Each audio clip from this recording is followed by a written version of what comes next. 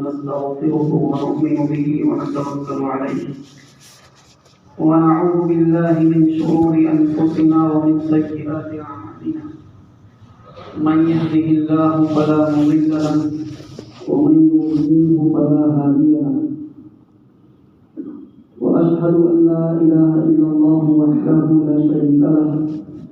وأشهد أن سيدنا وسندنا ومولانا محمدا عبده ورسوله صلى الله تبارك وتعالى عليه وعلى آله وأصحابه وأزواجه وذرياته وأهل بيته وبارك وسلم تسليما كثيرا كثيرا. أما بعد فأعوذ بالله من الشيطان الرجيم. بسم الله الرحمن الرحيم. يا أيها الذين آمنوا كتب عليكم الصيام كما كتب على الذين من قبلكم لعلكم تتقون أياما معدودات. وقال تعالى إن الذين اتقوا إذا مسهم طائف من الشيطان تذكروا فإذا هم مبصرون. وقال النبي صلى الله تعالى عليه وآله وسلم من صام رمضان إيمانا واحتسابا غفر له ما تقدم من ذنبه ومن قام رمضان إيمانا واحتسابا غفر له ما تقدم من ذنبه أو كما قال صلى الله عليه وسلم. رواه الإمام البخاري. صدق الله العظيم وصدق رسوله النبي الأمي الكريم ونحن على ذلك لمن الشاهدين والشاكرين والحمد لله رب العالمين. قابل احترام حضرات علماء کرام، بزرگان محترم اور میرے عزیز دینی اسلامی بھائیوں، عام طور پر ایسا ہوتا ہے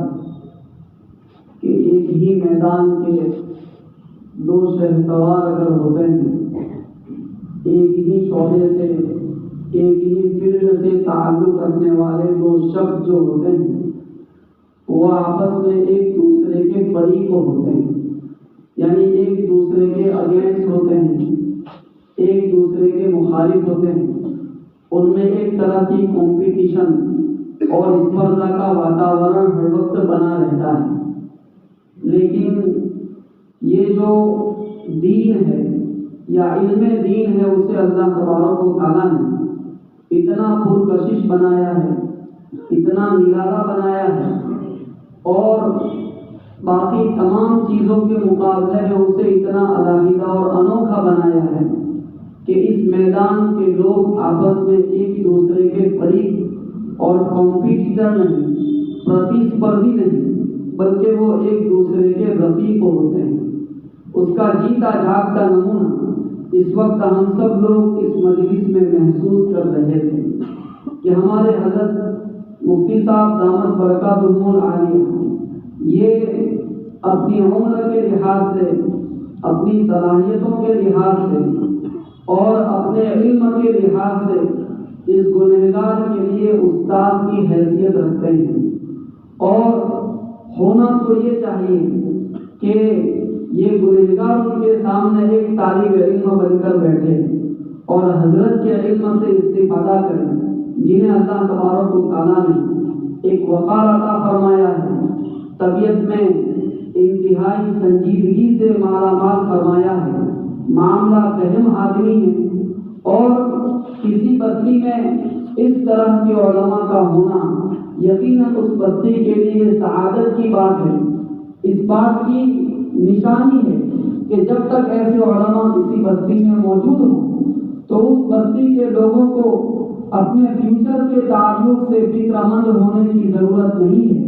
انہیں اس بات کا اطمینان حاصل کرنا چاہیے کہ جس بستی میں اس مزاج کے علماء ہوں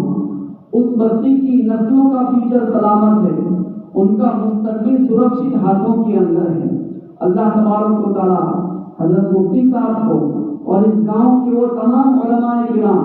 جو یقیناً عمر میں اس گنہگار سے بڑھے ہوئے ہیں، ان سب کو اللہ تبارک و تعالیٰ شاد و آباد رکھے اور ان سب کا سایہ اس بستی کے اوپر اللہ تعالیٰ باقی رکھے. یہ در حقیقت دل کی پاکیزگی ہوتی ہے اور دل کی یہی پاکی آدمی کو اس بات کے اوپر آمادہ کرتی ہے کہ وہ اپنے میدان کے کسی فرد کو، کسی رفیق کو ایک فرینڈ کی حیثیت سے لے اور بستی میں آنے کے حوالے سے اس کا جو واجبی اکرام ہو سکتا ہے، جو احترام ہو سکتا ہے، وہ ادا کرنا نہ بھولے۔ حضرت مفتی صاحب دامت برکاتہم نے بڑی خوش اسلوبی کے ساتھ اپنے اس فریضے کو نبھایا ہے۔ میرے بزرگوں، دل کی پاکیزگی کی بات ہو رہی ہے۔ آپ نے دیکھا ہوگا کہ جب بارش آنے والی ہوتی ہے تو کسان کیا کرتا ہے، وہ اپنے کھیت کی زمین کو الٹ پلٹ کر کے تیار کرتا ہے، اس میں ہل جوتتا ہے، نیچے کی مٹی اوپر آ جاتی ہے، اور اس کے بعد جب بارش کا موسم آتا ہے، بارش برستی ہے، وہ پانی زمین کی تہ میں اترتا ہے، بہت ڈیپلی اندر تک جاتا ہے، اور اس کے بعد اس میں بیج ڈالا جاتا ہے۔ پانی چونکہ گہرائی تک پہنچا ہے، اس بیج کی وہ پانی تربیت کرتا ہے، اس کی سینچائی کرتا ہے، وہی بیج باہر آتا ہے، اپنی توانائی اور طاقت کے ساتھ آگے بڑھتا ہے، اور چند مہینوں کے اندر ایسی فصل کی صورت میں سب کے سامنے آ جاتا ہے کہ اسے دیکھ کر کسان کی آنکھیں ٹھنڈی ہو جاتی ہیں۔ یہ اس لیے ٹھنڈی ہوتی ہے کہ اس کسان نے، اس کاشتکار اور فارمر نے اس کے لیے پریپریشن کیا، اس کے لیے پورو تیاری کی، اس کی اسی پورو تیاری کے نتیجے میں آج اس کی فصل کو دیکھ کر اس کا دل باغ و بہار ہو رہا ہے، اس کا دل خوش ہو رہا ہے۔ میرے بزرگوں، اسی طریقے سے رمضان مبارک بھی اللہ تبارک و تعالیٰ کی طرف سے نیکیوں کی ایک بہار ہوتی ہے۔ یہ ایک ایسا موسم ہوتا ہے جس میں اللہ تبارک و تعالیٰ اپنی رحمت کے خزانے بندوں کے اوپر بے تحاشا لٹاتا ہے۔ حضرت مجدد الفیضانی رحمۃ اللہ علیہ نے لکھا ہے کہ رمضان مبارک میں اللہ تعالیٰ کی جو رحمتیں اور برکتیں بندوں کے اوپر اترتی ہے، اس کا کمپیریزن، اس کی تلنا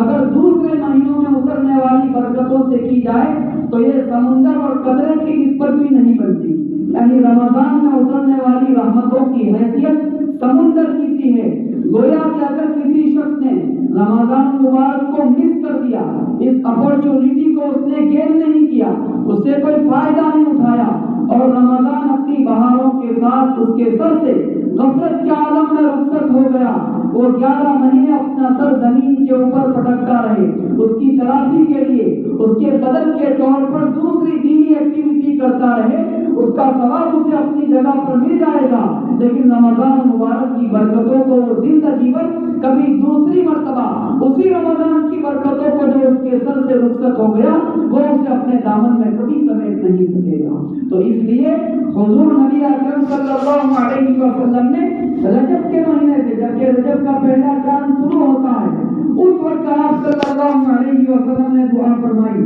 کہ اللہم بارک لنا فی رجب و شعبان وبلغنا رمضان۔ اے اللہ، تو رجب اور شعبان میں ہم سب کو برکت عطا فرما اور ہمیں رمضان تک پہنچا دے۔ اس دعا کے ذریعے سے حضور نبی اکرم صلی اللہ علیہ وسلم نے ہم سب کا ایک ذہن بنایا ہے، ہم سب کی ایک مینٹالٹی کریٹ کی ہے۔ آپ صلی اللہ علیہ وسلم نے اس دعا کے ذریعے سے ہماری مانسکتا یہ بنائی کہ دیکھو رمضان مبارک کی تیاری کم از کم 2 مہینے پہلے کیا کرو۔ رمضان کی تیاری کیا ہے میرے بزرگوں؟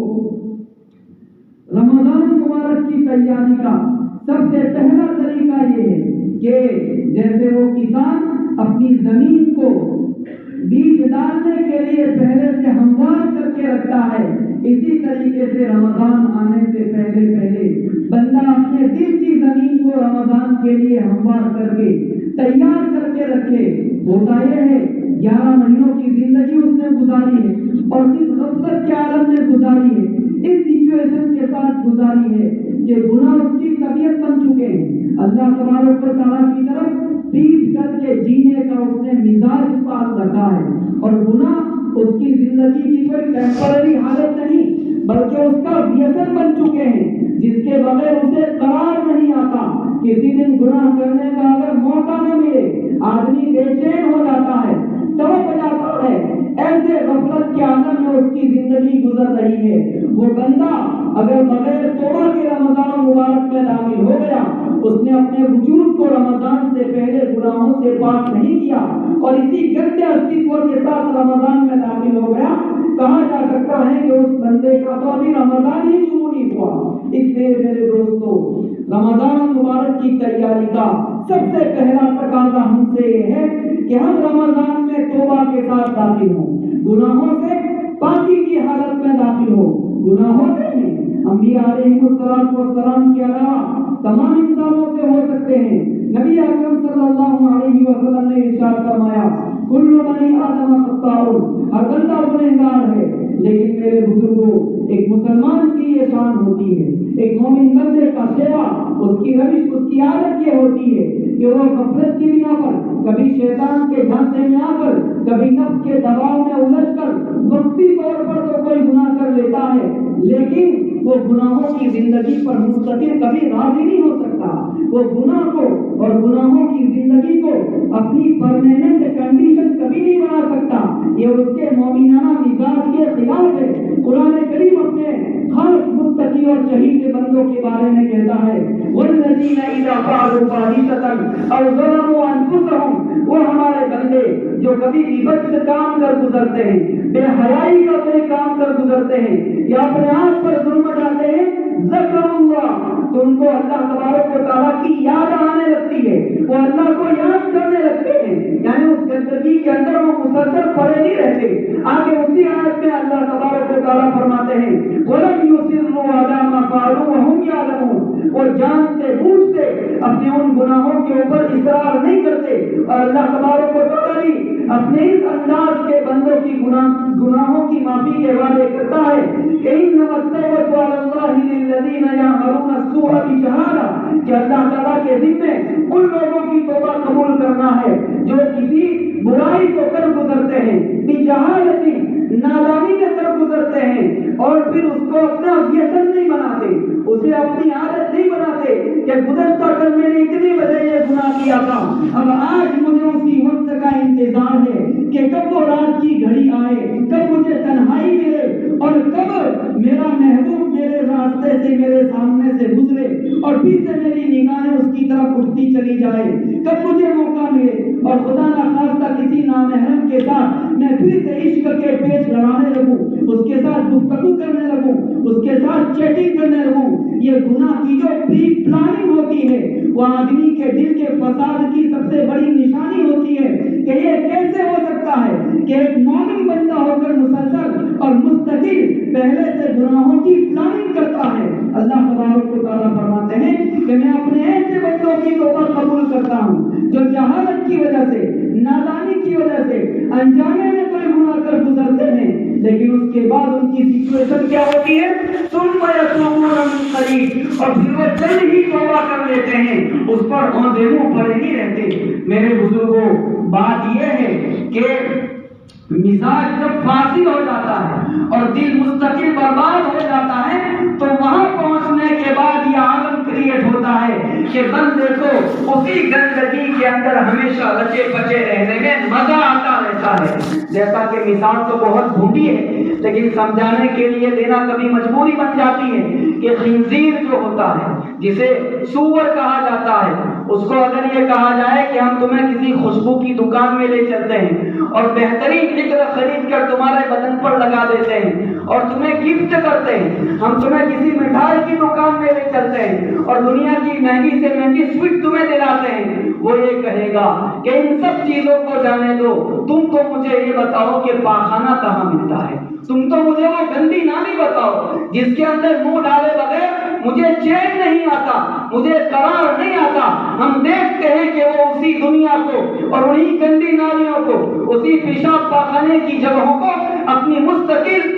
سیرگاہ بنا لیتا ہے، وہی گھومتا رہتا ہے، اسی سے اس کی طبیعت کی سیری ہوتی رہتی ہے۔ ہم لوگوں کو موبائل نے اور فتنوں کے دور میں ایک ایسے زمانے میں پہنچا دیا ہے جہاں یہی سچویشن میرے بزرگوں کریٹ ہونے لگی ہے کہ آدمی کئی کئی گھنٹے موبائل پر سرفنگ کرتے ہوئے اسی گندی دنیا کے اندر گزارتا رہتا ہے، ایک کنڈی چڑھاتا ہے اور اسکرین کے اوپر اس کی انگلیوں کی چند حرکتیں اس کو گناہوں کے ایسے عالم میں پہنچا دیتی ہے کہ گنہگار آپ کی خدمت میں عرض کرنا چاہتا ہے کہ قرآن کریم نے اپنے ایسے بندوں کے بارے میں اعلان کیا کہ یا ایھا الذین آمنوا لیبلونکم اللہ بشیء من الصید تنالہ ایدیکم ورماحکم لیعلم اللہ من یخافہ بالغیب۔ اے ایمان والو، اللہ تبارک و تعالیٰ تمہیں شکار کے جانوروں کے ذریعے سے آزمائے گا۔ کیسے آزمائے گا؟ پہلے زمانے میں شکار کے جو جانور ہوتے تھے وہ جنگل میں بیابان میں سفر کرنے والوں کی سوادشٹ غذا ہوا کرتی تھی، وہ شکار کیا کرتے تھے، اس سے اپنی ضرورت پوری کرتے تھے، اپنے بھوجن کا اس سے کام لیا کرتے تھے۔ اس دور میں قرآن کریم اس زمانے کی آزمائش مسلمانوں کے سامنے پیش کرتے ہوئے کہتا ہے کہ دیکھو ایسا ہوگا کہ تم حج کے سفر پر رہو گے، عمرے کے سفر کے اوپر رہو گے اور شکار کے جانور تمہارے سامنے سے گزریں گے، اور کس طرح میں گزاروں گا؟ تنالہ ایدیکم ورماحکم، کہ وہ تمہارے سافٹ ٹارگٹ ہوں گے، تمہارے نیزے اور تمہارے ہاتھ آسانی کے ساتھ ان جانوروں کو پکڑ سکیں گے۔ اللہ تعالیٰ ایسا کیوں کرے گا؟ کیوں کرے گا؟ فرمایا لیعلم اللہ من یخافہ بالغیب، تاکہ اللہ تعالیٰ پرکھ لے کہ کون بندہ ایسا ہے جو اللہ تعالیٰ سے بن دیکھے ڈرتا ہے۔ یعنی شکار کے ان جانوروں کے سافٹ ٹارگٹ ہونے کے باوجود کون اس سے بچ کر دکھاتا ہے، اور کس کی راہ اس کو دیکھ کر ٹپکنے کے باوجود اس کے قدم اس کی طرف نہیں بڑھتے، اس کے ہاتھ اس کی طرف نہیں بڑھتے، وہ پرہیز سے کام لیتا ہے۔ میں اپنے بندوں اور بندیوں کا یہ ایگزام لوں گا۔ میرے بزرگوں، ہر دور میں اللہ تبارک و تعالیٰ کے یہاں قوموں کو آزمانے کے، کمیونٹیز کو آزمانے کے جو انداز ہوتے ہیں وہ الگ الگ ہوا کرتے ہیں۔ اس دور کے اندر ہمارے نوجوانوں کا جو امتحان ہو رہا ہے، نوجوان بچیوں کا جو امتحان ہو رہا ہے، وہ امتحان موبائل کے راستے سے ہو رہا ہے، وہ انٹرنیٹ کے راستے سے ہو رہا ہے۔ پہلے زمانے میں اگر کوئی شخص کسی پڑوسی کے یہاں محلے کے اندر گاؤں کے کسی کونے کچیلے میں واقع گھر میں ٹی وی دیکھنا بھی چاہتا تھا، وہ چھپ چھپا کر جاتا تھا۔ وہ جانتا تھا کہ اگر میں چلا گیا اور گھر میں اطلاع ہو گئی میری خیریت برقرار نہیں رہے گی۔ تھیٹر میں جانے والے لوگ ڈرتے رہتے تھے، ماحول ایسا تھا۔ اگر کوئی جاتا بھی تھا اور اپنے گاؤں کے کسی بڑے بوڑھے کو دیکھ لیتا تھا کہ اس نے ہمیں تھیٹر جاتے ہوئے دیکھ لیا، اس کا مزہ کرکرا ہو جاتا تھا، فلم میں اس کا جی نہیں لگتا تھا۔ وہ جانتا تھا کہ یہ گھر جا کر اطلاع کر دیں گے اور آج ہماری خیریت بگڑ جائے گی۔ یہ ماحول تھا، یہ رکھ رکھاؤ تھا، اس بنا پر لوگوں کے لیے گناہوں کا کرنا مشکل تھا۔ تھیٹر تک جاتے ہوئے لوگوں کے قدم کانپنے لگتے تھے۔ لیکن اب یہ دور آیا کہ وہی تھیٹر آج آدمی کی انگلیوں کے چند اشاروں کے اوپر ہے، اور وہ جس سے لطف لینا چاہے لے سکتا ہے، جس تصویر سے اپنی آنکھوں کی جھوٹی تسکین اور تسلی کا سامان کرنا چاہے کر سکتا ہے، اور جس عالم کی سیر کرنا چاہے کر سکتا ہے۔ اب یہاں امتحان ہو رہا ہے کہ دیکھو یہ تمہارے سافٹ ٹارگٹ ہے، تم چاہو تو آسانی کے ساتھ پہنچ سکتے ہو، گھنٹوں اس گندی دنیا کے اندر گزار سکتے ہو، اس کے لیے اپنی جوانی کی تباہی اور بربادی کے سامان کر سکتے ہو، اپنے چوچلے پورے کر سکتے ہو، جس کے ساتھ تعلق بنانا چاہو بنا سکتے ہو، لوگوں سے چھپا کر گناہوں کی اس گندی دنیا کو ہمیشہ کے لیے آباد رکھنا چاہو رکھ سکتے ہو۔ لیکن لیعلم اللہ من یخافہ بالغیب، اللہ تعالیٰ ان انسٹرومنٹس کے ذریعے سے، ان ایلیمنٹس کے ذریعے سے، ان سنسادھنوں کے ذریعے سے میرا آپ کا، امت مسلمہ کا، امت کے نوجوان بچوں بچیوں کا امتحان لے رہا ہے کہ کون بندہ ایسا ہے جو اپنے اوپر کنٹرول کرتا ہے، جو اپنے اوپر ضبط کرتا ہے، جو اپنی زندگی کی لگام خواہش کے ہاتھوں میں نہیں دیتا، نفس کے ہاتھوں میں نہیں دیتا، جو شیطان کا ایسا غلام بن کر زندگی نہیں گزارتا کہ ہر آنے والی رات اسے شیطان کے سکنجے کے اندر کس لیتی ہے، اور ہر گزرنے والا دن اسے مکمل طور پر اس کے نفس اور خواہش کے حوالے رکھتا ہے۔ جو اس سچویشن کے اندر زندگی نہیں گزارے گا، کہا جا سکتا ہے اس دور کو دیکھتے ہوئے ہو سکتا ہے اس کی نفلیں زیادہ نہ ہو، اس کے نفل عمریں نہ ہو، دوسری نفل عبادتیں اس کے پاس نہ ہو، لیکن اس دور کے اندر اگر کوئی شخص موبائل ہی کو سنیم کے ساتھ، احتیاط کے ساتھ استعمال کرنا سیکھ جائے گا اور اس سے تعلق رکھنے والے گناہوں سے اپنے آپ کو بچا لے جائے گا، کہا جا سکتا ہے کہ وہ اس زمانے کے ولی سے کم نہیں ہوگا۔ میرے دوستو، تو یہ 11 مہینے ہم نے موبائل کے ساتھ بڑی وفاداری نبھائی ہے۔ اب موقع آیا ہے کہ اللہ تبارک و تعالیٰ کا مہمان ہمارے سروں کے اوپر ہے، تو رمضان کی یہ تیاری ہم سب سے اس بات کا تقاضا کرتی ہے کہ جس اٹیچمنٹ کے ساتھ، جس موبائل کے کنیکشن کے ساتھ ہم نے 11 مہینے گزارے ہیں، 11 مہینے میں نے اس کے ساتھ بڑی وفاداری نبھائی۔ میں جب اس کو اپنے ہاتھ میں لیتا تھا، اتنی دیر تک لیے رہتا تھا کہ میری آنکھ بند ہو جاتی تھی، موبائل میرے سینے کے اوپر گر جاتا تھا، مجھے تو رات کو سونے کی دعا کی بھی توفیق نہیں ہوتی تھی۔ جب صبح ہوتی تھی، اپنے تکیے کے نیچے سے پہلی فرصت میں اسی کو نکالتا تھا، مجھے اٹھنے کی دعا بھی یاد نہیں ہوتی تھی۔ میں نے اس کے ساتھ ایسی وفاداری نبھائی کہ 2-3 گھنٹے کے لیے اگر میرا موبائل بگڑ بھی جائے، میں میکینک کو 10 فون لگا دیتا ہوں۔ محسوس ہوتا ہے کہ میرا کوئی قریبی رشتہ دار جیسے ICU کے اندر ہے، اس کی خبر گیری کی بھی مجھے وہ فکر نہیں ہوتی جو اپنے بگڑے ہوئے اس موبائل کی خبر گیری کی ہوتی ہے۔ میرے دوستو، یہ 11 مہینوں کی وفاداری کے بعد اب 1 مہینہ آیا ہے جس میں بندہ اس موبائل سے یہ کہے کہ ہم نے 11 مہینے تم سے بڑی وفاداری نبھائی۔ یہ 1 مہینہ میں اللہ تبارک و تعالیٰ کو دینا چاہتا ہوں، اور اس حال میں دینا چاہتا ہوں کہ میں ٹوٹلی تجھ سے ڈیٹیچمنٹ کے ساتھ زندگی گزاروں گا۔ وہ سارے گروپس جس کے بارے میں آدمی کو معلوم ہے کہ اس میں کوئی پروڈکٹیو بات نہیں آتی، اس میں کوئی رچناتمک میسج نہیں آتا، ٹھٹا ہوتا رہتا ہے، اور کرکٹ اور فٹ بال کی خبریں جس میں چلتی رہتی ہے اور کوئی مفید بات نہیں ہوتی۔ 1 مہینے کے لیے بندہ رمضان کی تیاری کے طور پر ان سارے گروپ سے ایگزٹ کر جائے، اس کے سر کا بڑا بوجھ کم ہو جائے گا۔ اور اسی طریقے سے FB ہے، انسٹا ہے، اور وہ تمام سوشل ایپس جن کے ذریعے سے وہ لوگوں کے ساتھ کنیکٹڈ رہتا ہے۔ وہ اللہ کے بندے، تو نے کہاں کہاں کے فرینڈز بنائے ہیں؟ کوئی ملاوی سے تیرا فرینڈ ہے، تیری فرینڈ لسٹ کے اندر کوئی UK کا ہے، کوئی امریکہ کا ہے، کوئی کہاں کا ہے، کوئی کہاں کا ہے۔ ایک تیرا رشتہ اگر ٹوٹا ہوا ہے تو تیرے پیدا کرنے والے سے ٹوٹا ہوا ہے۔ اب یہ موقع آیا ہے کہ 11 مہینے ان سب کے ساتھ بڑی فرینڈشپ نبھائی۔ 1 مہینے کے لیے FB کو انسٹال کر دیں، 1 مہینے کے لیے انسٹا کو انسٹال کر دیں، اور وہ 1 مہینہ اگر کسی چیز کا انسٹالیشن اگر میری زندگی کے اندر ہوگا، وہ قرآن کی محبت کا انسٹالیشن ہوگا، وہ اللہ تبارک و تعالیٰ کی یاد کا انسٹالیشن ہوگا، وہ اللہ تعالیٰ کے ذکر کا انسٹالیشن ہوگا۔ اور اس ماحول کے اندر اگر میں اس رمضان کو گزارتا ہوں، کہا جا سکتا ہے کہ میں اس رمضان کو وصول کرنے والا بندہ ہوں۔ تو رمضان مبارک کی تیاری کے تعلق سے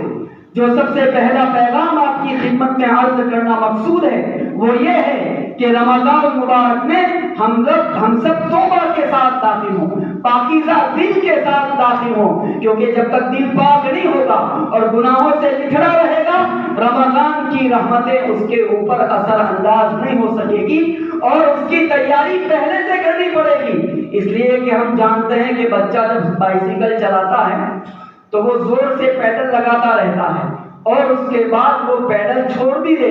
تو وہ بائسیکل 8 کلومیٹر تک ویسے ہی چلی جاتی ہے، کیونکہ اس نے جو پہلے پیڈل لگائے ہیں وہ طاقت کام کرتی رہتی ہے۔ تو اسی طریقے سے 11 مہینے شیطان نے اتنے پیڈل لگائے ہیں اور اتنی محنت وہ کر چکا ہے کہ اگر میں یہ چاہوں کہ 29 شعبان کو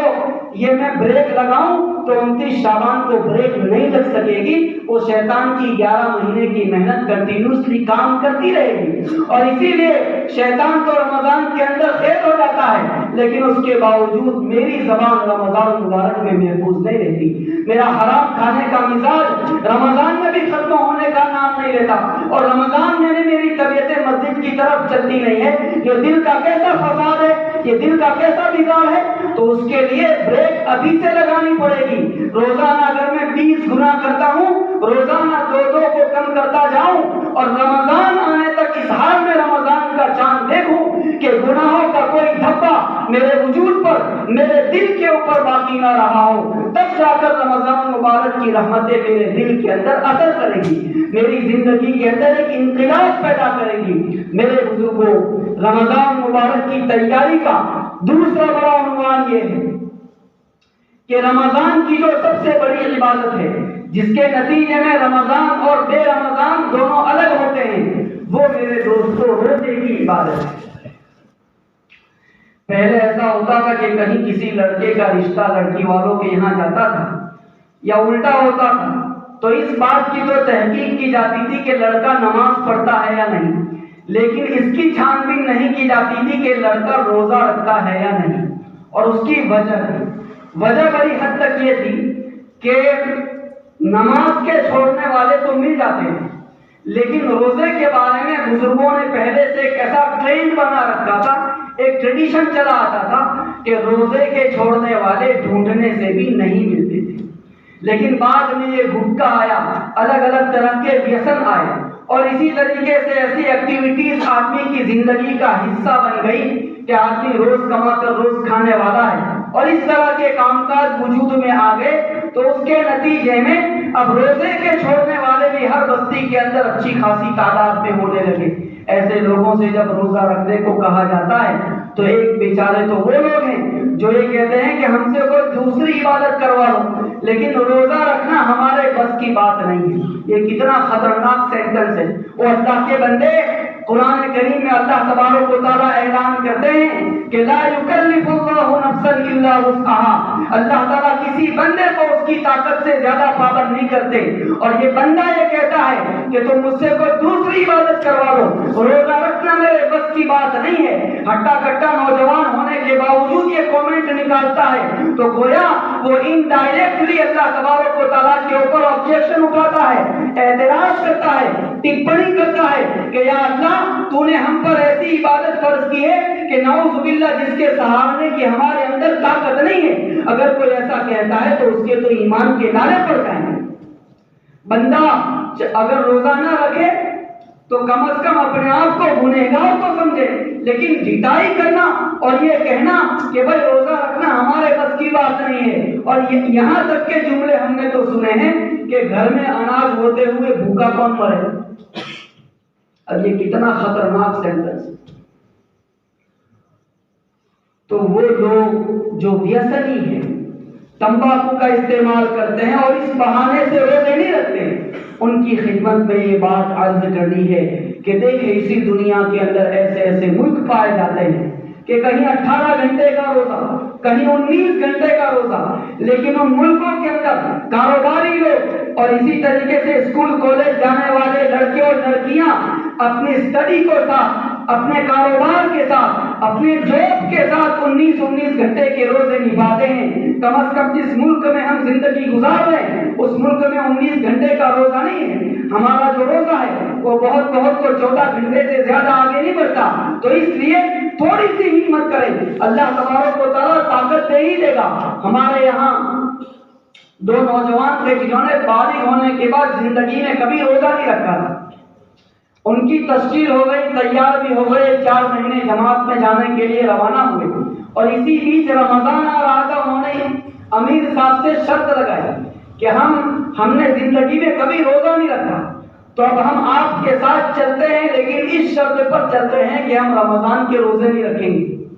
امیر صاحب سمجھدار آدمی تھے، انہوں نے کہا کہ بھائی رمضان جب آئے گا تب دیکھا جائے گا، اگر تم سے نہ ہو سکے تو کوئی بات نہیں، تم باہر جا کر چپکے سے کچھ کھا پی کے آ جانا، لیکن چلو تو صحیح۔ انہیں لے گئے۔ اب جب رمضان آیا یہ تو بڑے فکر مند، امیر صاحب نے کہا کہ دیکھیں آپ ایسا کریں کہ سحری کھا لیں، اور سحری کھانے کے بعد فجر کی نماز پڑھ کے آپ سو جائیں، ہم آپ کی دونوں وقت کی تعلیم کی چھٹی کر دیتے ہیں، آپ سوئے رہیں، دوپہر میں اٹھے محسوس ہو کہ ہم روزے کو نبھا لے جائیں گے تو ٹھیک ہے، اور اگر یہ محسوس ہو کہ افورڈ نہیں کر سکتے تو کوئی بات نہیں، روزہ توڑ دیجیے گا۔ اب انہوں نے روزہ رکھا، اور ایک ہوا آدمی کے ذہن پر سوال رہتا ہے نا کہ میں نہیں رکھ سکتا، لیکن دوپہر تک کچھ بھی نہیں ہوا اور پہلا روزہ گزر گیا۔ وہ کہنے لگے امیر صاحب یہ تو بالکل فیل نہیں ہوتا، یہ تو کچھ بھی محسوس نہیں ہوتا۔ اور وہ لوگ جنہوں نے بالغ ہونے کے بعد کبھی روزہ نہیں رکھا تھا وہ پورے مہینے کے روزے مکمل کر کے اپنے گھر لوٹے ہیں۔ میرے دوستو، حضور نبی اکرم صلی اللہ علیہ وسلم نے کیا فرمایا؟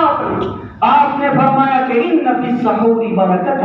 اللہ تبارک و تعالیٰ نے سحری کے اندر برکت رکھی ہے۔ بھائی کیا برکت رکھی ہے کہ سحری میں بندہ ایک پیالی چائے پی لیتا ہے، روٹی کا ایک ٹکڑا کھا لیتا ہے، دودھ کی ایک پیالی پی لیتا ہے، اس میں اللہ تبارک و تعالیٰ اتنا ٹونک ڈال دیتے ہیں کہ ایسے ایسے لوگ جنہیں ہر 2 گھنٹے کے اندر چائے کی چسکی چاہیے، ایسا آدمی جو آدھا گھنٹہ بھی تمباکو کے بغیر رہ نہیں سکتا، ایسے لوگ جنہیں ہر 10 منٹ کے اندر بیڑی کا تقاضا ہوتا ہے، لیکن اس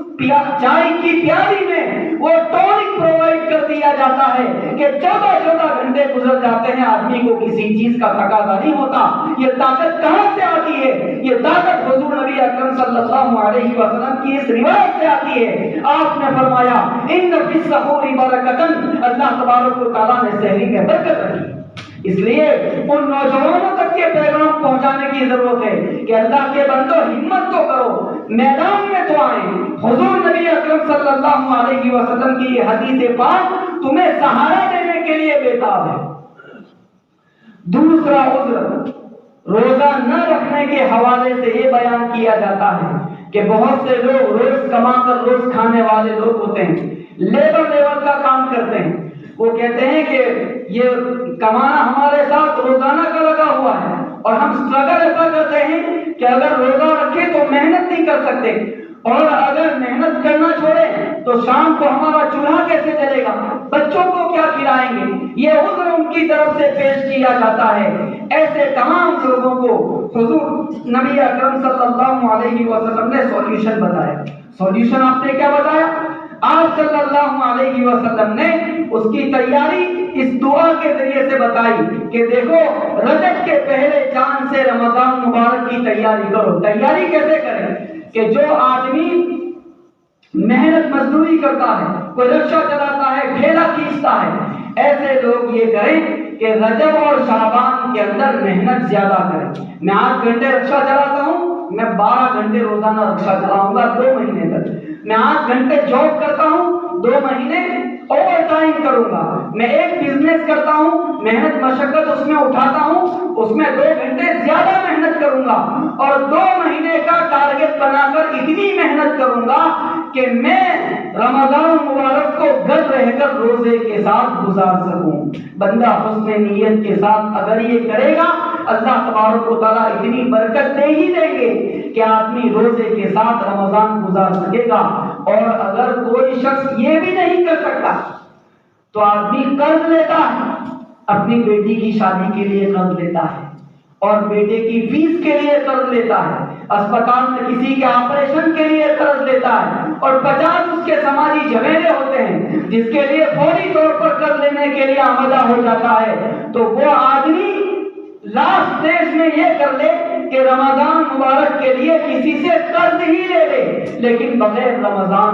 روزے کا رمضان نہ گزارے۔ جس بندے نے رمضان کا روزہ ہی نہیں رکھا تو اس شخص کی زندگی میں رمضان کا آنا کیا اور جانا کیا؟ اس کے حق میں تو رمضان بے رمضان برابر ہو گئے۔ یہ کھانا کمانا اور محنت کرنا یہ تو پوری زندگی میرے ساتھ لگا رہے گا۔ تو کیا ہر رمضان میں یہی ہوگا کہ میں اپنے کام کا بہانہ بنا کر، اپنے ریاست کا بہانہ بنا کر رمضان کے روزے ڈرنے کے ساتھ چھوڑتا جاؤں گا، اور ہر سال اللہ تبارک و تعالیٰ کی رحمت کی چادر سے محروم کا محروم رہوں گا؟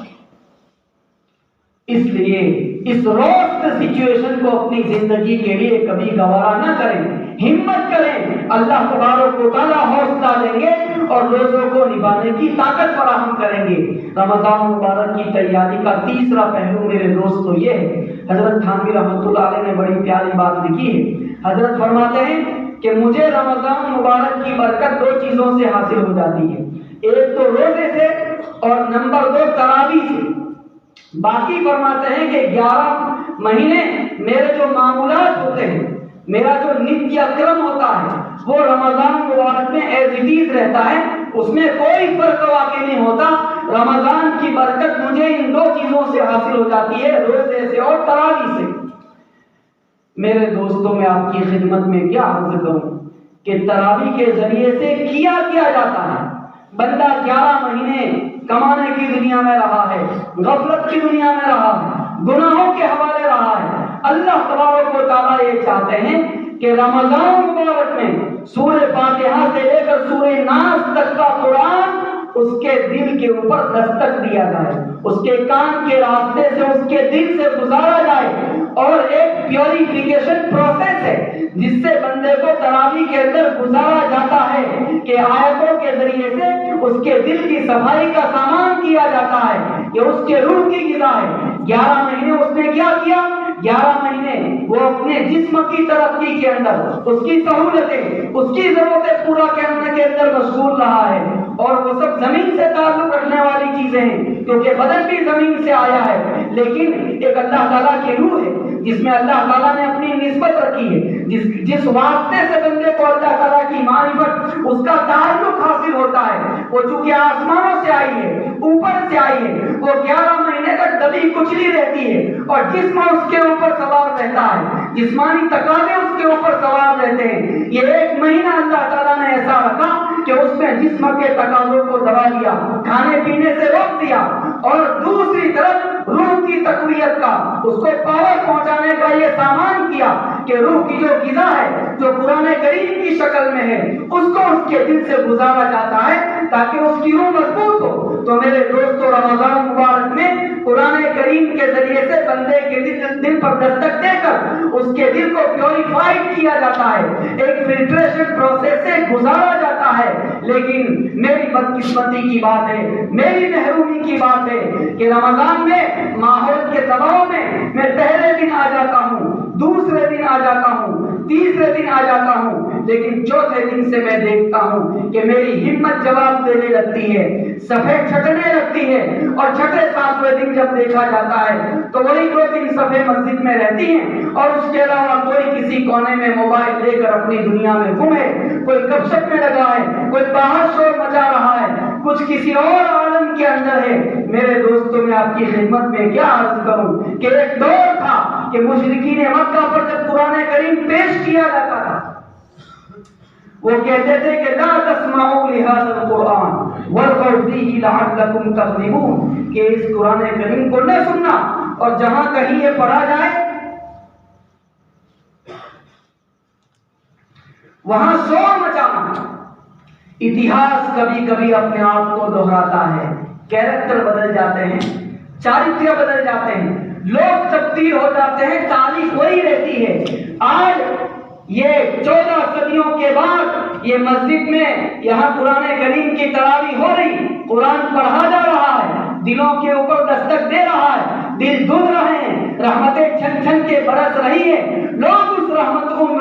کے اندر اسنان کر رہے ہیں، غسل کر رہے ہیں، مغفرت کے پروانے بانٹے جا رہے ہیں، اور اللہ تبارک و تعالیٰ زندگی کی تبدیلی کے فیصلے کر رہا ہے، جنت کو کنفرم کر رہا ہے، بخشش اتر رہی۔ میں نہیں کہتا، حضور نے فرمایا من قام رمضان ایمانا واحتسابا غفر له ما تقدم من ذنبه، کہ جو بندہ رمضان میں حسن نیت کے ساتھ مومن ہونے کی حالت میں اللہ کے سامنے کھڑا ہو گیا، اس کے گناہوں کی مغفرت کا پروانہ اللہ تعالیٰ اس کو دے دیتے ہیں۔ لیکن کیا بات ہے کہ آج یہی مسلمان وہ مشرکین مکہ کے اتہاس کو دہراتا ہے کہ وہ اپنی زبان سے نہیں کہتا کہ اس قرآن کریم کو نہ سننا، لیکن وہ کونے میں بیٹھا ہے، موبائل کی دنیا میں گم ہے، گفتگو کے اندر مشغول ہے، اور اپنی زبان حال سے، اپنے عمل سے، اپنے ایٹیٹیوڈ سے کہہ رہا ہے کہ لا تسمعوا لهذا القرآن، خبردار اس قرآن کریم کو نہ سننا۔ وَلْغَوْا فِيهِ، اور جہاں کہیں پڑھا جائے وہاں شور مچانا۔ یہ آوازیں اتنی بلند ہوتی جاتی ہیں کہ کبھی کبھی ائمہ حضرات کو نقمہ لگ جاتا ہے۔ اس لیے اللہ کے واسطے اپنے آپ پر یہ ظلم نہ ڈھائیں کہ میں مسجد کی دہلیز تک آیا اور اللہ تعالیٰ نے میرے بارے میں یہ فیصلہ کر دیا کہ میرے بندے تو بھلے یہاں تک آ گیا لیکن مجھے تجھے آج کی اس برکت سے محروم کا محروم رکھنا ہے، اور مجھے اٹھا کے مسجد کے باہر پٹک دیا۔ اس کا احساس اپنے دل کے اندر پیدا کریں کہ وہ پیاسا کیا پیاسا ہوگا جس کو کنویں کے پاس پہنچا دیا جائے لیکن اس کے باوجود اس کی پیاس نہ بجھے، جو پانی تک پہنچنے کے بعد محروم کا محروم اس سبیل سے، اس گھاٹ سے واپس آئے، اس کی بدنصیبی کا عالم کیا ہوگا۔ اس لیے قرآن کریم کے ساتھ خدا کے واسطے یہ دشمنی نہ بولیں۔ قرآن کہتا ہے وَقَالَ الرَّسُولُ يَا رَبِّ إِنَّ قَوْمِ اتَّخَذُوا هَذَا الْقُرْآنَ مَهْجُورًا، پیغمبر قیامت کے دن فریاد کریں گے کہ اے میرے رب، میری قوم نے قرآن کریم کو اپنی پیٹھ کے پیچھے ڈال رکھا تھا۔ یہ بات بیسیکلی اصل تو کہی گئی ہے ان مشرکین مکہ کے بارے میں کہ جن کے سامنے قرآن کریم اتر رہا ہے۔ حضور روزانہ قرآن کریم کی صورت میں ایک نیا پیغام لے کر ان کے سامنے آ رہے ہیں، لیکن وہ مان کر نہیں دیتے تھے، کان نہیں دھرتے تھے، اٹھ کے چلے جاتے تھے، پیٹھ پھیر لیتے تھے۔ تو یہ ایٹیٹیوڈ تھا ان کا۔ اصل آیت تو ان کے بارے میں نازل ہوئی ہے، لیکن میرے آپ کے لیے خطرے کی گھنٹی ہے کہ کہیں میں اور آپ قرآن کریم پڑھے جانے کے موقع پر بجائے اس کے کہ مجھے قرآن کریم سننا چاہیے تھا، دل کے کانوں سے سننا چاہیے تھا، صفحے اول میں سننا چاہیے تھا اور ڈھنگ کے لباس کے ساتھ سننا چاہیے تھا۔ 11 مہینے اگر میں نے ان لباسوں کے ساتھ وفاداری نبھائی ہے جو ہیرو کے لباس کہلاتے ہیں، جو کھلاڑیوں کے لباس کہلاتے ہیں، تو بزرگوں کا جو لباس ہے اور شرفاء کا جو لباس ہے، مشائخ اور علماء کا جو لباس ہے، کم از کم 1 مہینے تو مجھے اس بات کا اہتمام کرنا چاہیے کہ اس 1 مہینے کے اندر وہ لباس میرے بدن کے اوپر رہے، تاکہ قیامت کے دن میں اللہ تبارک و تعالیٰ کے سامنے یہ کہنے کی پوزیشن میں رہوں کہ اللہ، اگر میں نے ہیرو اور کھلاڑیوں کی نقالی اتاری تھی تو مجھ پر ایک دور ایسا بھی گزرا ہے جس میں نے آپ کے نیک بندوں کا لباس اپنے تک سے اوپر کر لیا تھا۔ یہ کہنے کا منہ تو رہے گا، تو ہونا تو یہ چاہیے تھا کہ ان سارے اہتمامات کے ساتھ، ان سارے انتظامات کے ساتھ، اس سارے پروٹوکول کے ساتھ ہم لوگ قرآن کریم دل کے کانوں سے سنتے، لیکن اس کے باوجود میں اگر کونے میں بیٹھا رہتا ہوں، باہر رہتا ہوں، گپ شپ میں مشغول رہتا ہوں، کہیں قیامت کے دن اللہ تبارک و تعالیٰ پیغمبر کی اس شکایت کے اندر مجھے بھی شامل کر دے اور میری گردن بھی قیامت کے دن ناپ لی جائے کہ بتا میرے بندے، تو نے قرآن کریم کو اپنی پیٹھ کے پیچھے کیوں ڈال رکھا؟ اس دن میری زبان تالو کے ساتھ چپک جائے گی، جواب دینے کے لیے میرے پاس کلمات نہیں ہوں گے۔ اس لیے کم از کم اس رمضان کو قرآن کریم پر ظلم کرتے ہوئے نہ گزاریں، بلکہ پہلی تراویح سے لے کر آخری تراویح تک جب تک چاند نظر نہ آ جائے اس بات کا اہتمام کریں کہ ہم صفحے اول کے اندر قرآن کریم کو مکمل توجہ کے ساتھ سنیں گے۔ آدمی ایم بی سی کی لائن میں یا وہاں ویٹنگ روم کے اندر گھنٹوں بیٹھا رہتا ہے۔ کسی زمانے میں سی این جی جب نیا نیا آیا تھا تو لوگ رکشے والے 6-6 7-7 گھنٹے سی این جی اسٹیشن کے اوپر لگاتے تھے۔ ارے نوٹ بندی کے زمانے میں پیسے تبدیل کرانے کے لیے کتنے گھنٹے لائن میں کھڑا رہتا ہے آدمی، اور 1.5 گھنٹہ اگر قرآن کریم کے واسطے کھڑے رہنے کی بات آتی ہے میرے قدم بھاری ہو جاتے ہیں، اور کرکٹ کے میدان میں 2-2 گھنٹے 2.5 گھنٹے لگا دیتا ہوں، میرے پیر اس وقت درد نہیں کرتے۔ اس لیے تیسرا پیغام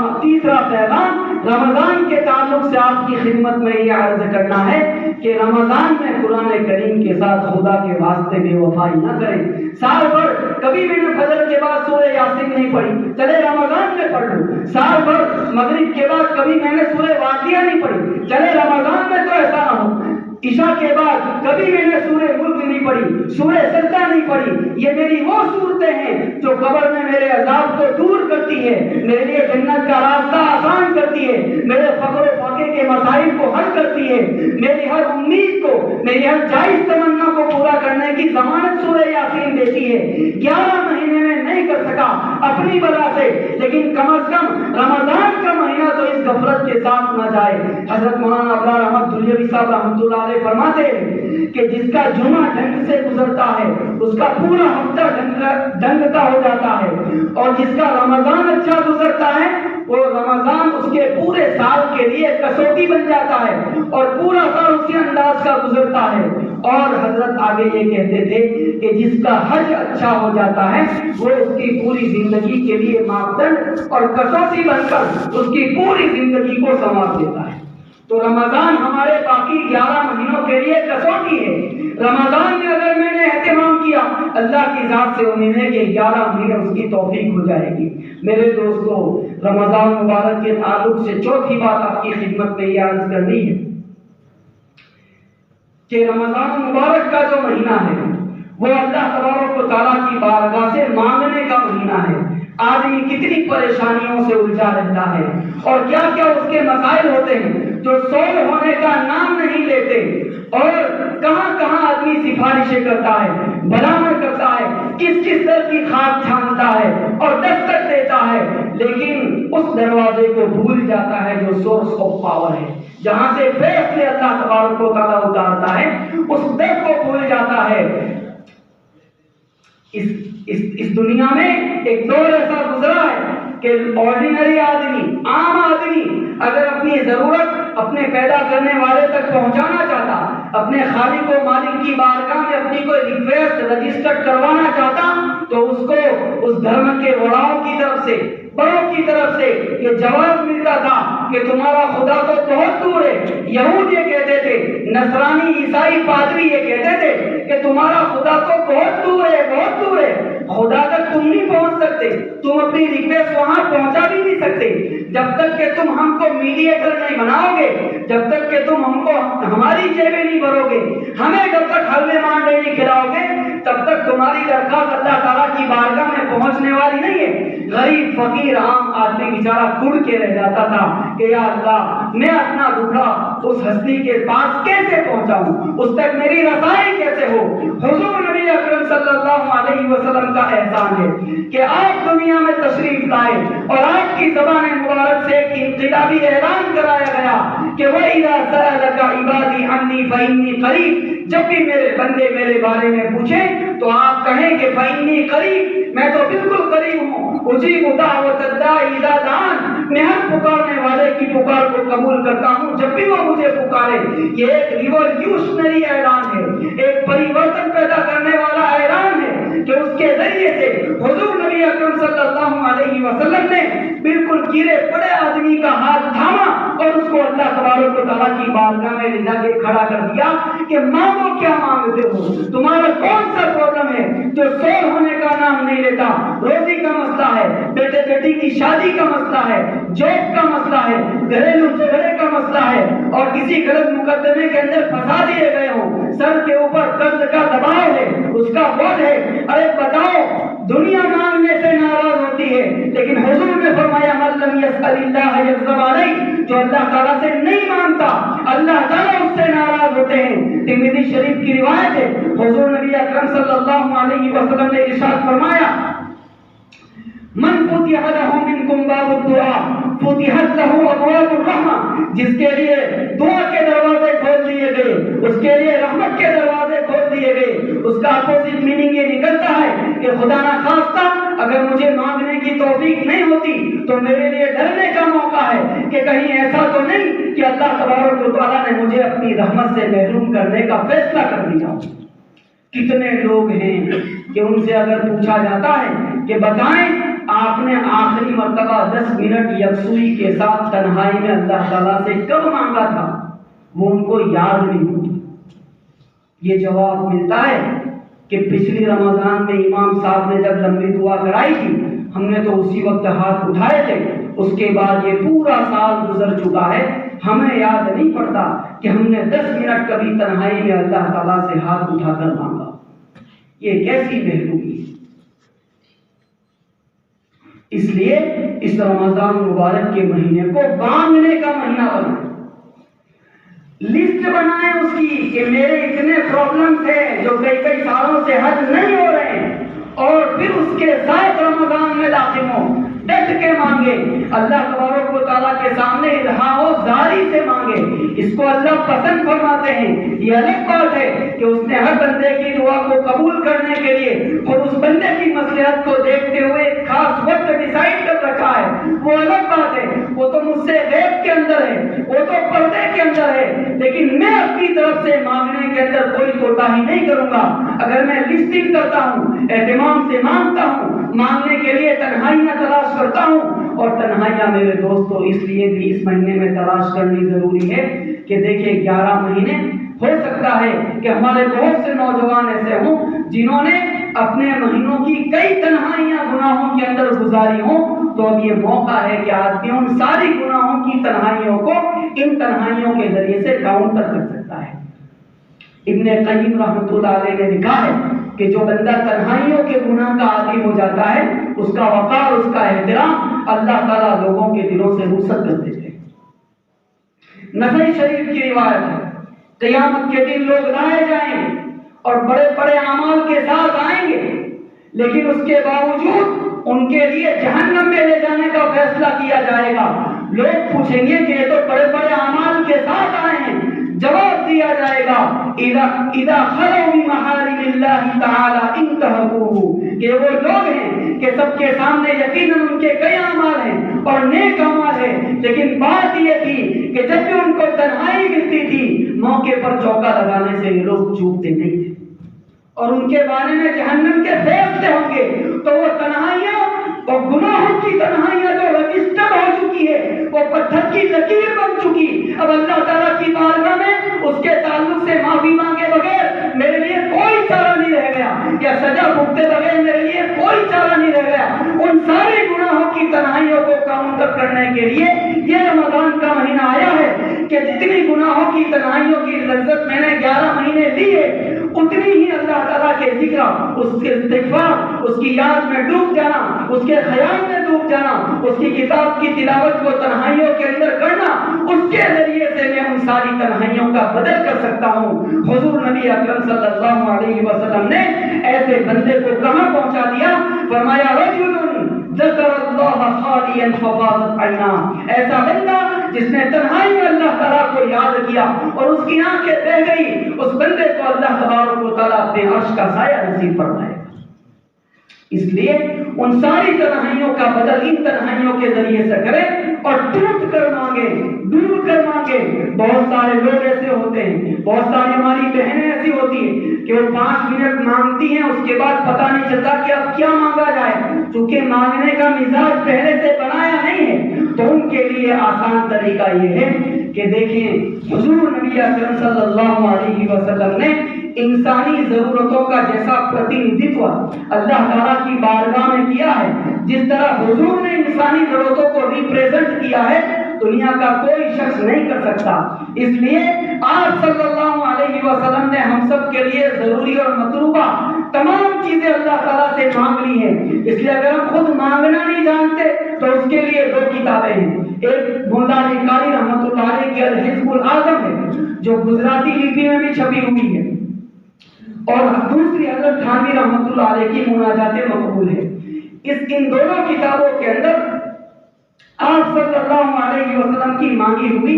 دعاؤں کو بڑی حد تک کور کیا گیا ہے اور اس کو دنوں پر ڈیوائڈ کر دیا ہے، تقسیم کر دیا ہے۔ تو روزانہ وہ ایک منزل پڑھ لے، حضور نبی اکرم صلی اللہ علیہ وسلم کی مانگی ہوئی دعائیں اگر میں مانگ لیتا ہوں پھر مجھے فارغ ہو جانا چاہیے کہ میں نے اللہ تعالیٰ سے دنیا آخرت کی ساری خیر مانگ لی ہے۔ اس لیے اگر خود نہیں مانگ سکتے تو یہ کریں کہ روزانہ مناجات مقبول کی ایک منزل پڑھیں یا حزب الاعظم کی ایک منزل پڑھیں اور اس راستے اور واسطے سے اپنی درخواست اللہ تبارک و تعالیٰ کی بارگاہ میں پہنچائیں۔ اور یہ بھی یاد رکھیں کہ یہ تو وہ کلمات ہیں جو خود اللہ تعالیٰ نے سکھائے ہیں، یعنی اس بڑے نے سکھائے کہ دیکھو آپ اگر ہمارے دربار سے کوئی چیز لینا چاہیں تو اس طرح مانگے، ان کلمات کے ذریعے سے مانگے تو اس میں جو جذبیت ہوگی اور اس میں جو اٹریکشن ہوگا اور اس کو جس تیزی کے ساتھ اللہ کی بارگاہ میں اٹھا لیا جائے گا، عرش تک پہنچایا جائے گا، پھر وہاں سے جواب اتارا جائے گا،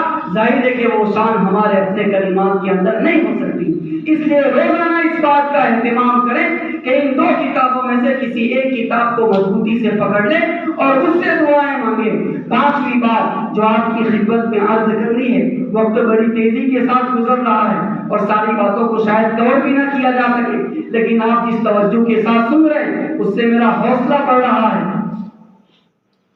وہ کسی جگہ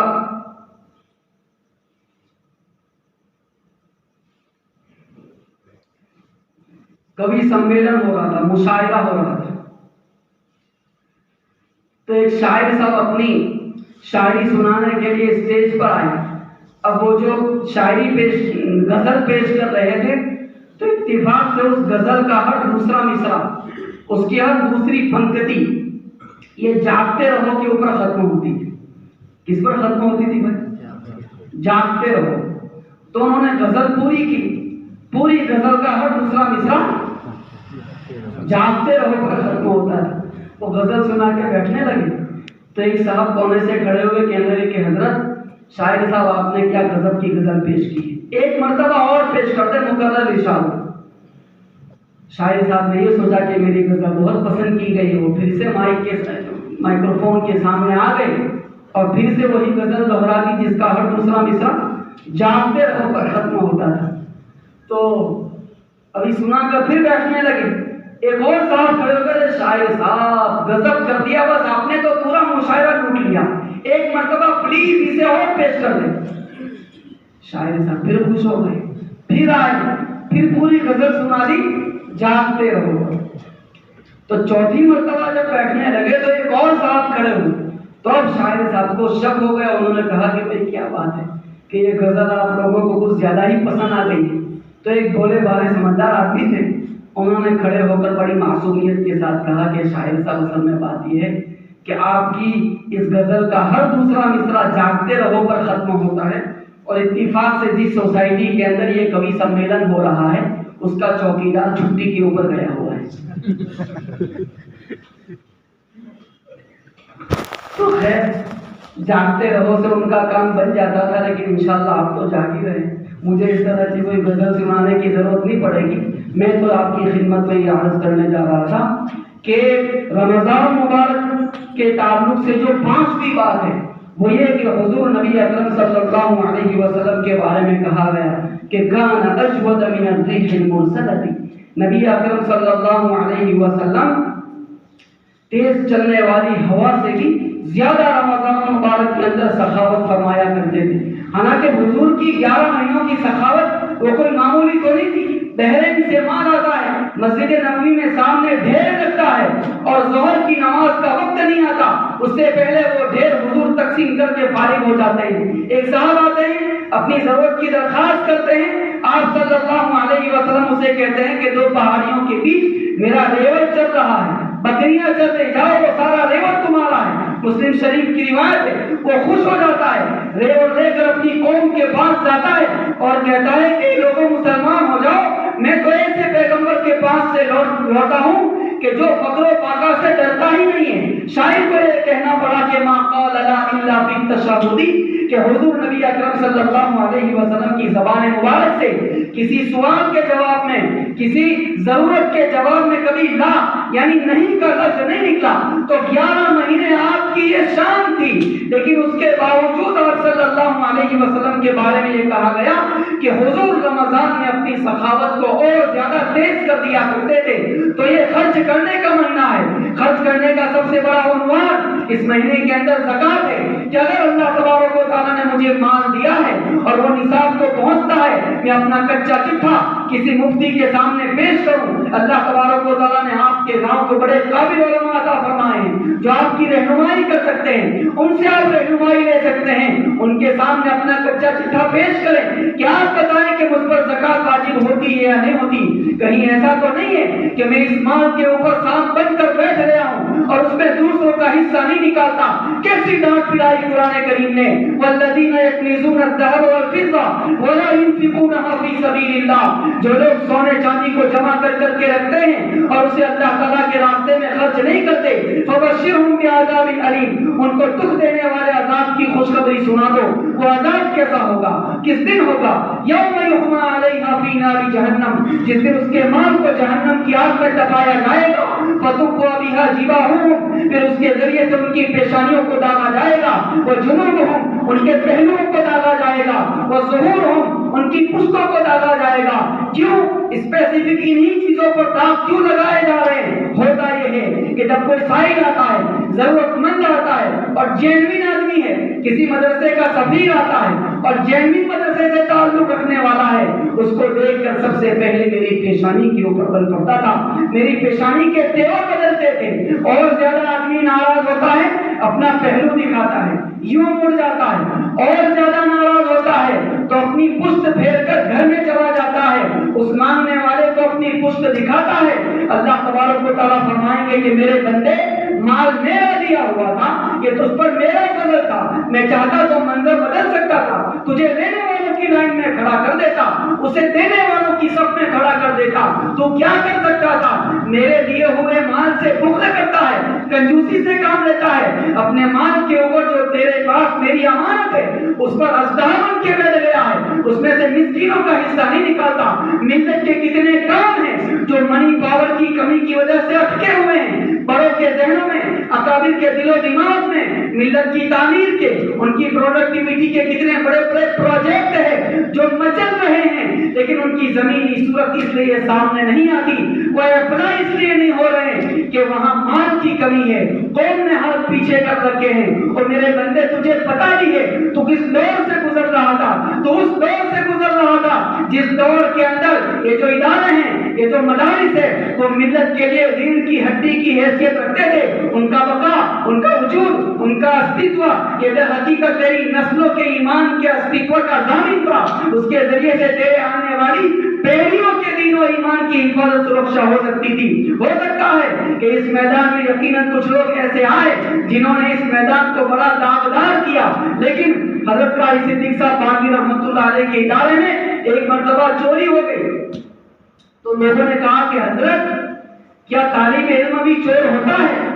हजरत ने कहा कि तालिब इल्म चोर नहीं होता,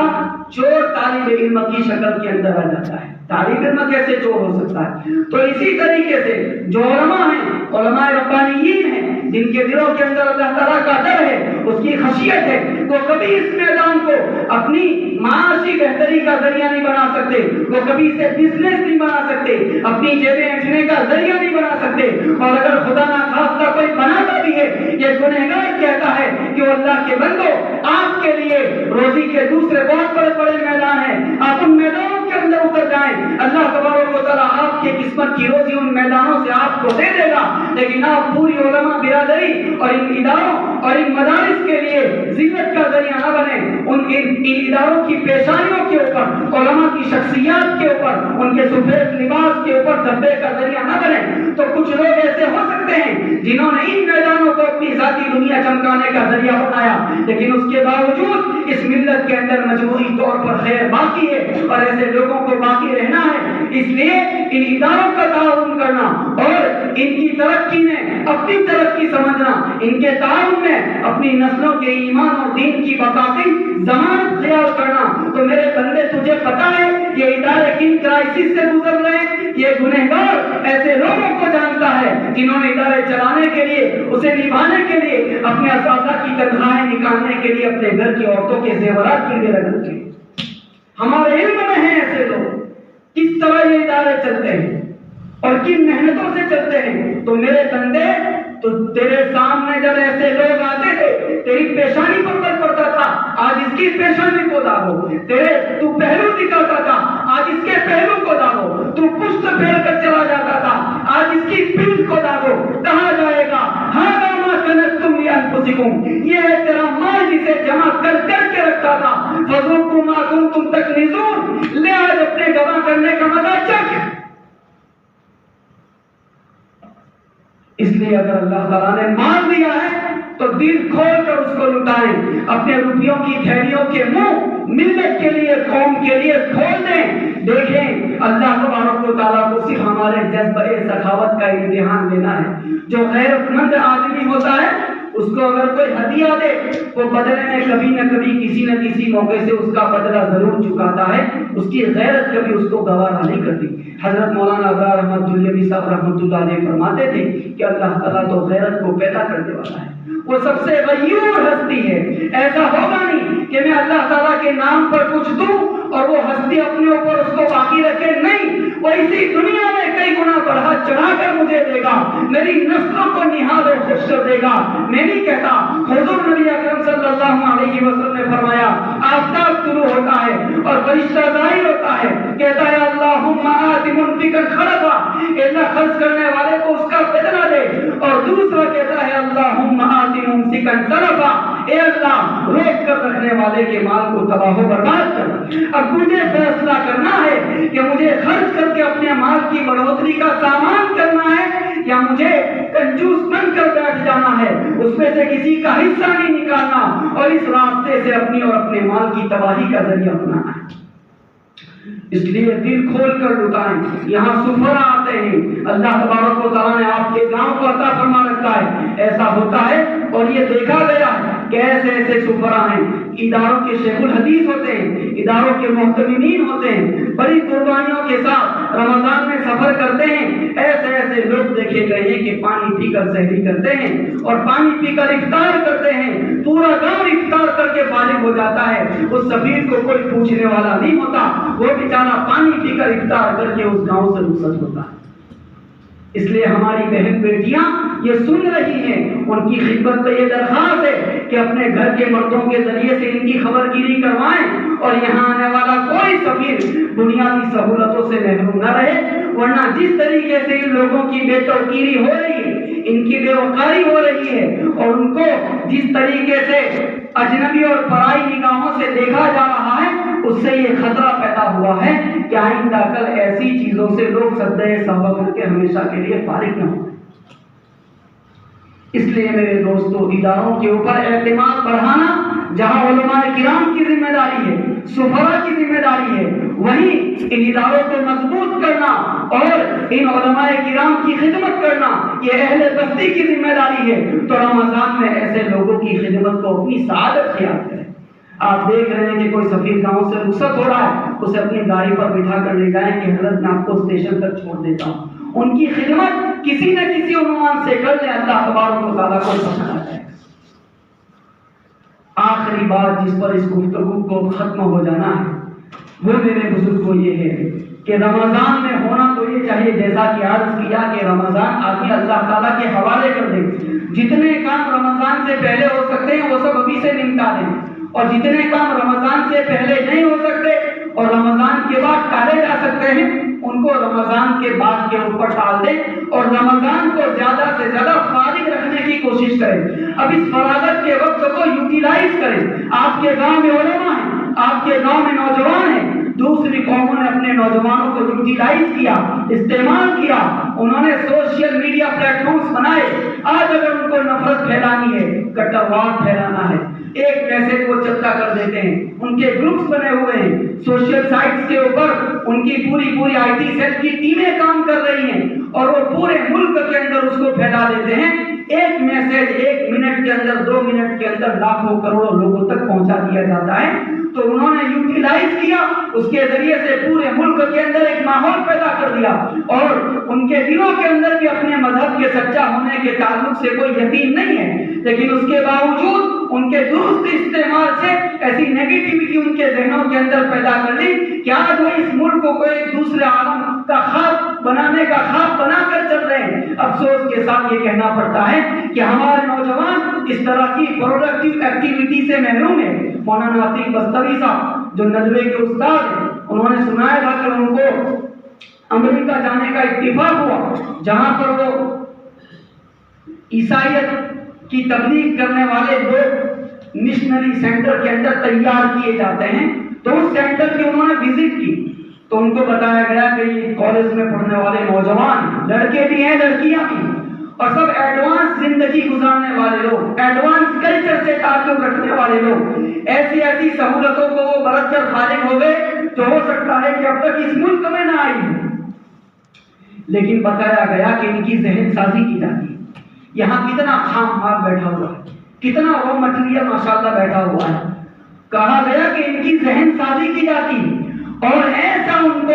مشنری ذہن ان کا بنایا جاتا ہے, تیار کیا جاتا ہے کہ پھر ان کو افریقی ممالک میں بھیجا جاتا ہے, ایسے ملکوں میں بھیج دیا جاتا ہے جہاں بنیادی بیسک نیسیسریز بھی پوری نہیں ہوتی, بنیادی ضرورتیں پوری نہیں ہوتی, بجلی نہیں ہے, پانی صاف فلٹر نہیں ہے اور سونے کا معقول نظم نہیں ہے. لیکن یہ نوجوان لڑکے لڑکیاں وہاں پہنچتے ہیں, اسٹرگل کرتے ہیں, محنت کرتے ہیں, پوری اس آبادی کو عیسائیت کے اندر کنورٹ کر دیتے ہیں اور اس کے بغیر وہ وہاں سے لوٹتے نہیں. تو وہ اپنا نقلی مال مارکیٹ کے اندر کھپا رہے ہیں اور جس کے پاس اصلی مال ہے, 100 ٹچ مال ہے, 24 کیرٹ مال ہے اور جس کو کنتم خیر امۃ اخرجت للناس کے ذریعے سے ذمہ دار بھی بنایا گیا ہے, وہ اس مال کو اپنے بغل میں دبائے ہوئے اس طریقے سے زندگی گزار رہا ہے کہ نہ اس سے خود فائدہ اٹھاتا ہے نہ دوسروں تک اسے پہنچاتا ہے. تو اللہ کے واسطے 24 گھنٹے گزارا کر کبھی میں یہ بھی تو سوچوں کہ آج میرے 24 گھنٹے کے کتنے منٹ ہے جو ملت کے لیے استعمال ہوئے، جو قوم کے لیے استعمال ہوئے، جو خدا کے دین کے لیے خرچ ہو گئے۔ وہ آدمی کیا آدمی ہوگا جس کی زندگی اپنی ذات سے شروع ہو کے اپنی ذات کے اوپر ختم ہو سکتی؟ وہ انسان کیا انسان ہوگا جس کے دکھ اس کی ذات سے شروع ہو کر اسی کی ذات کے اوپر اینڈ کر جائیں؟ اس لیے اپنے وجود کو سراپا خیر بنائیں اور اللہ تعالیٰ کے سامنے گر گرائیں کہ اللہ میری زندگی کو تو ایسا بے فیض نہ بنا کہ میری زندگی کے سالہ سال گزر جائے اور جب میں پیچھے مڑ کر دیکھوں تو اس میں ملت کے لیے ایک دن بھی نہ ہو، اس میں ملت کے لیے چند سانسیں بھی نہ ہو۔ یہ انسان کہاں ہے؟ یہ تو مردہ نشہ ہے جسے زندگی اپنے کاندھے پر اٹھائے چل رہی۔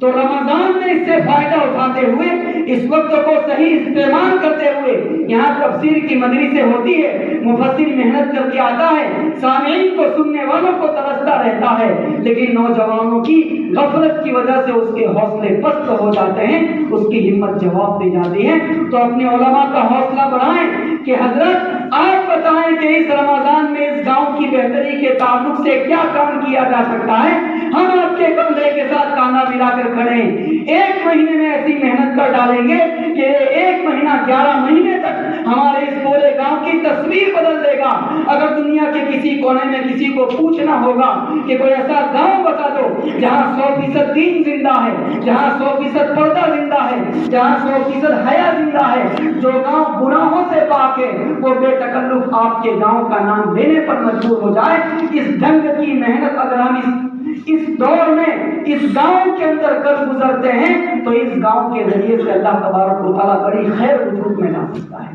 اس لیے یہاں مسجد اور جماعت کے جو حلقے ہوتے ہیں اس میں شرکت کریں، گشت میں شرکت کریں، اور ہمارے دل رمضان میں نرم ہوتے ہیں، اپنے دلوں کی نرمی سے فائدہ اٹھاتے ہوئے اپنی پوری پرسنالٹی کو ایک دینی سانچے میں ڈالنے کی کوشش کریں تاکہ باقی 11 مہینوں کی زندگی ڈھنگ کے ساتھ گزار سکیں۔ ملت کے لیے، قوم کے لیے کوئی کار آمد عضو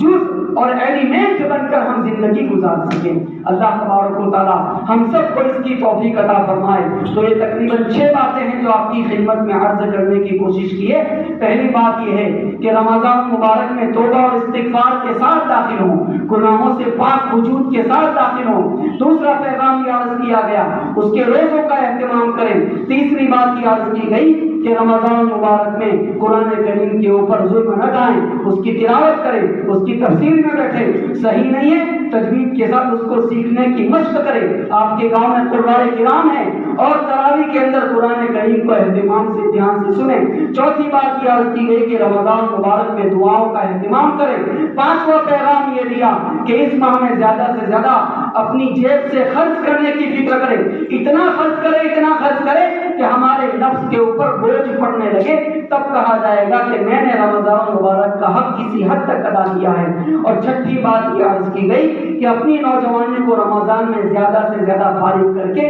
دین کے لیے، قوم کے لیے کارآمد بنائیں۔ اور ساتویں بات یہ کہ زیادہ کچھ رمضان میں نہ کر سکے تو کم از کم رمضان مبارک میں اپنے آپ کو گناہوں سے بچائیں۔ حضرت شیخ رحمۃ اللہ علیہ نے لکھا ہے کہ بندہ بیت اللہ میں طواف کر رہا ہے اور غیر محرم کو دیکھتا ہے، بیت اللہ کے حتیم سے ایک ہاتھ نکلتا ہے اور اتنی زور سے اس کو تھپڑ لگتا ہے کہ اس کی آنکھ باہر آ جاتی ہے، اور کہا جاتا ہے کہ کمبخت اس جگہ میں رہتے ہوئے یہ حرکت کر رہا ہے تو باہر بھی آتی بننے کا ہی کرتا ہے، لیکن اس بندے کے ساتھ وہاں یہ واقعہ کیوں پیش آ گیا؟ اس لیے کہ جو محترم جگہیں ہوتی ہیں، محترم مقامات ہوتے ہیں، ان کی نیکیاں جس طریقے سے بڑھ جاتی ہیں، اسی طریقے سے ان زمانوں میں ان جگہوں میں کیے جانے والے جو گناہ ہوتے ہیں وہ اپنے اندر بہت ساری نحوست لے کر آتے ہیں اور آدمی کی زندگی کے لیے کبھی کبھی بڑے بڑے فیصلے کروا جاتے ہیں۔ اس وجہ سے کم از کم گناہوں سے اپنے آپ کو بچانے کا اہتمام کریں۔ اس طرح اگر ہم رمضان گزارتے ہیں، امید ہے کہ یہ رمضان ہم سب کی زندگی کے اندر ایک انقلاب لائے گا۔ رمضان ایک ریولیوشنری منتھ ہے، یہ ایسا مہینہ ہے کہ غزوہ بدر رمضان میں ہوا جس کے ذریعے سے حضور کے قدم مدینے کے اندر مسلمان ایک اسلامی ریاست کے طور پر انٹروڈیوس ہوئے، اور آپ صلی اللہ علیہ وسلم نے فتح مکہ کا جو واقعہ پیش آیا وہ غزوہ بھی حضور نے رمضان میں کیا. ارے دور کیوں جائیں, جس ملک میں آپ زندگی گزار رہے ہیں اسے بھی اگر آزادی ملی ہے وہ بھی رمضان مبارک کے اندر ملی ہے. پتا چلا کہ رمضان ایک انقلابی مہینہ ہے, وہ گری ہوئی قوموں کو اٹھا دیتا ہے, قوموں کو ایک حالت سے دوسری حالت کی طرف لے جاتا ہے, عزتوں تک پہنچا دیتا ہے. پھر کیا بات ہے کہ میں نے اپنی زندگی کے کتنے رمضان گزارے لیکن کوئی رمضان میری زندگی کے اندر کوئی میجر چینج, کوئی بڑی تبدیلی پیدا نہیں کر سکا. کیوں نہیں کر سکا؟ اس لیے نہیں کر سکا کہ میں نے رمضان کو کبھی ڈھنگ کے ساتھ گزارا نہیں تھا. تو اس رمضان کو پورو تیاری کے ساتھ ڈھنگ سے گزار کے دکھائیں. انشاءاللہ ہم محسوس کریں گے کہ یہ رمضان ہم سب کی زندگی کا ٹرننگ پوائنٹ بن جائے گا اور وہ بندہ تیار ہو کے مارکیٹ میں آ جائے گا جو بندہ اللہ تبارک و تعالیٰ اس وقت امت مسلمہ کے اندر دیکھنا چاہتے ہیں. اللہ تعالیٰ ہم سب کو اس کی توفیق عطا فرمائے. آمین یا رب العالمین. وآخر دعوانا